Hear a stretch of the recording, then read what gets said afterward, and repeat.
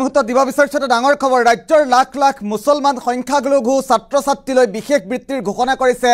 ৰাজ্য চৰকাৰে আজিৰ দিনটোত মুখ্যমন্ত্ৰীগৰাকীয়ে সংখ্যালঘু ছাত্ৰ ছাত্ৰীৰ বাবে কি বিশেষ বৃত্তি আগবঢ়াব সেই সন্দৰ্ভত মন্তব্য কৰিছিল আৰু সংখ্যালঘু ছাত্ৰ ছাত্ৰীক এতিয়াৰে পৰা স্তৰে স্তৰে প্ৰদান কৰা হ'ব বিশেষ স্কলাৰশ্বিপ কিদৰে স্কলাৰশ্বিপ লাভ কৰিব মুখ্যমন্ত্ৰীয়ে কি মন্তব্য কৰিছিল এই মুহূৰ্তত জনাৰ চেষ্টা কৰিম এটা খুবই গুৰুত্বপূৰ্ণ খবৰ এই মুহূৰ্তত জনাৰ চেষ্টা কৰিছো আজি মুকলি হল সংখ্যালঘুৰ ছাত্ৰবৃত্তি ডিবিটি পদ্ধতিৰে 34237 গৰাকী ছাত্ৰীক প্ৰদান কৰা হ'ব এই বৃত্তি সৰ্বমুঠ 10 কোটি টকা প্ৰদান কৰা হল সংখ্যালঘু ছাত্ৰীৰ বাবে দশম শ্ৰেণীৰ ছাত্ৰীক 2000 টকাকৈ প্ৰদান কৰিলে ৰাজ্য চৰকাৰে একাদশ দ্বাদশ শ্ৰেণীৰ ছাত্ৰীক 4000 টকাকৈ প্ৰদান কৰা হ'ব কলাক্ষেত্ৰত আনুষ্ঠানিকভাৱে এই টকা প্ৰদান কৰিলে মুখ্যমন্ত্ৰীয়ে সংখ্যালঘু ছাত্ৰীৰ বাবে আৰ্থিক সাহায্যতে এই বৃত্তি প্ৰদান কৰা হৈছে আৰু পৰৱৰ্তী পৰ্যায়ত আৰু অধিক ছাত্ৰীক সামৰি লোৱা হ'ব এই বৃত্তিত আমি ইতিমধ্যে উল্লেখ কৰিছোঁ যেহেতু ৰাজ্যৰ সংখ্যালঘু ছাত্ৰ ছাত্ৰীৰ বাবে বিশেষ পদক্ষেপ গ্ৰহণ কৰিছে অসম চৰকাৰে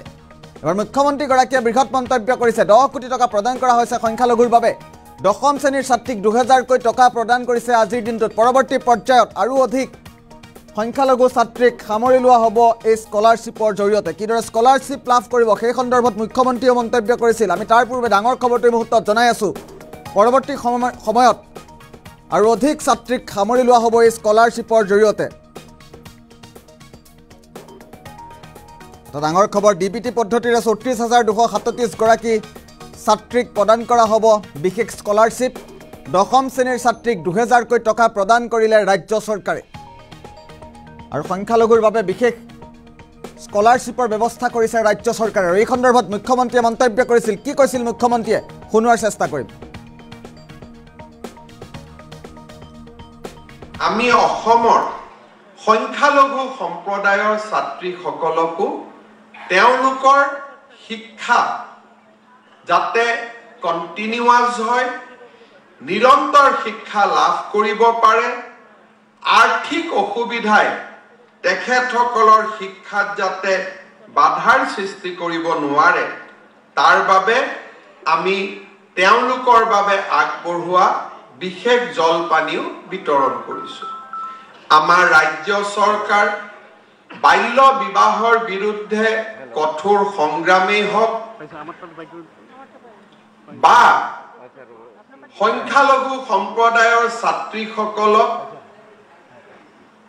শিক্ষাৰ জীৱনলৈকে অনুপ্ৰাণিত কৰাই হওক আমি সংখ্যালঘু সম্প্ৰদায়ৰ মহিলাসকলৰ বাবে নিৰন্তৰ কাম কৰি আহিছোঁ দশমমান শ্ৰেণীৰ ছাত্ৰ ছাত্ৰীসকলক 2000 টকা একাদশ আৰু দ্বাদশ শ্ৰেণীৰ ছাত্ৰীসকলক 4000 টকাকৈ আজি আমি সংখ্যালঘু সম্প্ৰদায়ৰ 34267 গৰাকী ছাত্ৰীক জলপানীৰে আমি প্ৰেৰণা যোগোৱাবৰ বাবে আমি এক নতুন প্ৰচেষ্টা হাতত লৈছোঁ মই বিশ্বাস কৰোঁ যে শিক্ষা বিভাগে আৰু অলপ গভীৰতালৈ সোমাই গ'লে এই স্কলাৰশ্বিপ পোৱা ছাত্ৰীৰ সংখ্যা আৰু বৃদ্ধি পাব আৰু সেই দিশত আমি কাম কৰিবৰ বাবে প্ৰচাৰ মাধ্যম বিদ্যালয়ৰ প্ৰধান শিক্ষক শিক্ষয়িত্ৰীসকলক সেন্সিটিভিটি লৈ অহা সেন্সিটিভ কৰা এই গোটেই কামবিলাক অহা বছৰ কৰিব বুলি মই আশা কৰোঁ আজিৰ এই অনুষ্ঠানতে আমি অসমৰ সংখ্যালঘু সম্প্ৰদায়ৰ ছাত্ৰীসকলকো তেওঁলোকৰ শিক্ষা যাতে কণ্টিনিউৱাছ হয় নিৰন্তৰ শিক্ষা লাভ কৰিব পাৰে আৰ্থিক অসুবিধাই তেখেতসকলৰ শিক্ষাত যাতে বাধাৰ সৃষ্টি কৰিব নোৱাৰে তাৰ বাবে আমি তেওঁলোকৰ বাবে আগবঢ়োৱা বিশেষ জলপানীও বিতৰণ কৰিছোঁ আমাৰ ৰাজ্য চৰকাৰ বাল্য বিবাহৰ বিৰুদ্ধে কঠোৰ সংগ্ৰামেই হওক বা সংখ্যালঘু সম্প্ৰদায়ৰ ছাত্ৰীসকলক শিক্ষাৰ জীৱনলৈকে অনুপ্ৰাণিত কৰাই হওক আমি সংখ্যালঘু সম্প্ৰদায়ৰ মহিলাসকলৰ বাবে নিৰন্তৰ কাম কৰি আহিছোঁ দশমমান শ্ৰেণীৰ ছাত্ৰীসকলক 2000 টকা একাদশ আৰু দ্বাদশ শ্ৰেণীৰ ছাত্ৰীসকলক 4000 টকাকৈ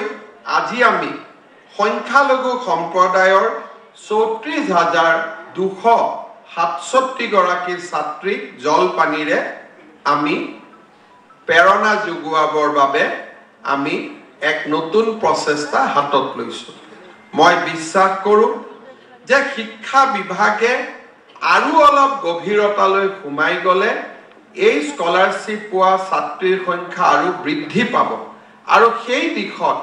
আমি কাম কৰিবৰ বাবে প্ৰচাৰ মাধ্যম বিদ্যালয়ৰ প্ৰধান শিক্ষক শিক্ষয়িত্ৰীসকলক সেন্সিটিভিটি লৈ অহা সেন্সিটিভ কৰা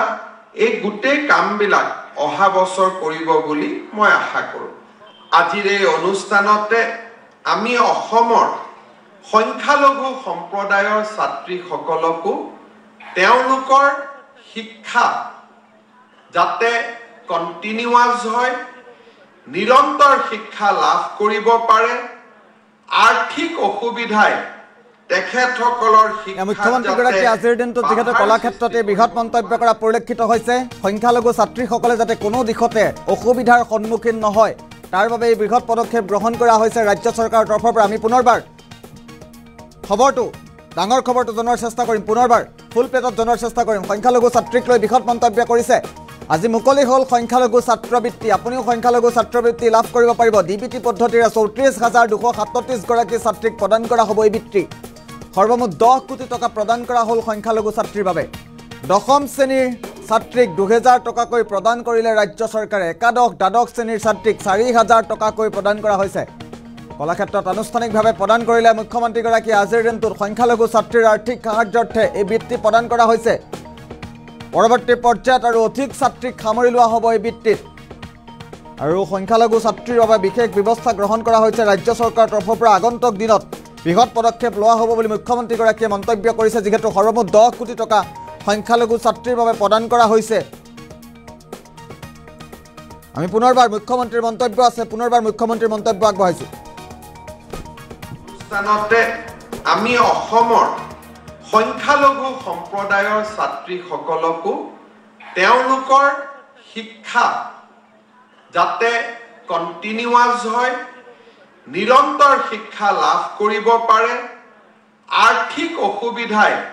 তেখেতসকলৰ শিক্ষাত যাতে বাধাৰ সৃষ্টি কৰিব নোৱাৰে তাৰ বাবে আমি তেওঁলোকৰ বাবে আগবঢ়োৱা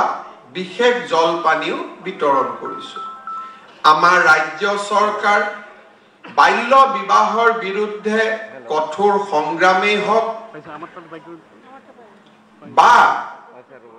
সংখ্যালঘু সম্প্ৰদায়ৰ ছাত্ৰীসকলক শিক্ষাৰ জীৱনলৈকে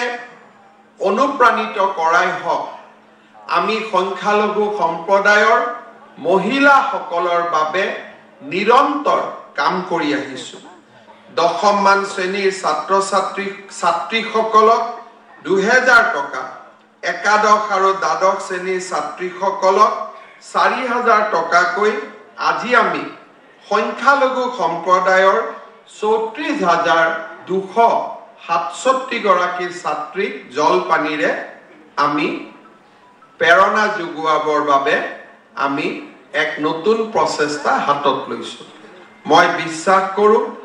যে শিক্ষা বিভাগে আৰু অলপ গভীৰতালৈ সোমাই গ'লে এই স্কলাৰশ্বিপ পোৱা ছাত্ৰীৰ সংখ্যা আৰু বৃদ্ধি পাব আৰু সেই দিশত আমি কাম কৰিবৰ বাবে প্ৰচাৰ মাধ্যম বিদ্যালয়ৰ প্ৰধান শিক্ষক শিক্ষয়িত্ৰীসকলক সেন্সিটিভিটি লৈ অহা সেন্সিটিভ কৰা এই গোটেই কামবিলাক অহা বছৰ কৰিব বুলি মই আশা কৰোঁ আজিৰ এই অনুষ্ঠানতে আমি অসমৰ সংখ্যালঘু সম্প্ৰদায়ৰ ছাত্ৰীসকলকো তেওঁলোকৰ শিক্ষা যাতে কন্টিনিউয়াস হয় নিৰন্তৰ শিক্ষা লাভ কৰিব পাৰে আৰ্থিক অসুবিধাই তেখেতসকলৰ শিক্ষাত যাতে বাধাৰ সৃষ্টি কৰিব নোৱাৰে তাৰ বাবে আমি তেওঁলোকৰ বাবে আগবঢ়োৱা বিশেষ জলপানীও বিতৰণ কৰিছোঁ। আমাৰ ৰাজ্য চৰকাৰ বাল্য বিবাহৰ বিৰুদ্ধে কঠোৰ সংগ্ৰামেই হওক বা সংখ্যালঘু সম্প্ৰদায়ৰ ছাত্ৰীসকলক শিক্ষাৰ জীৱনলৈকে অনুপ্ৰাণিত কৰাই হওক,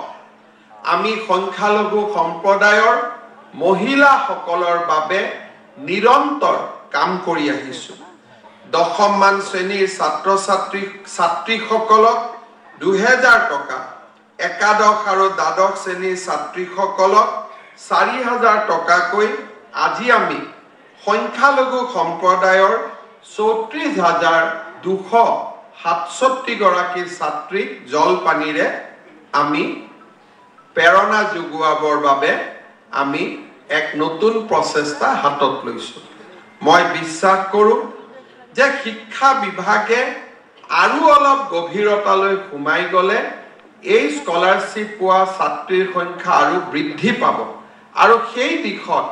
আমি কাম কৰিবৰ বাবে প্ৰচাৰ মাধ্যম,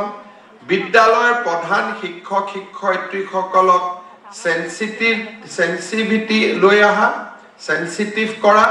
এই গোটেই কামবিলাক অহা বছৰ কৰিব বুলি মই আশা কৰোঁ। আজিৰ এই অনুষ্ঠানতে আমি অসমৰ সংখ্যালঘু সম্প্ৰদায়ৰ ছাত্ৰী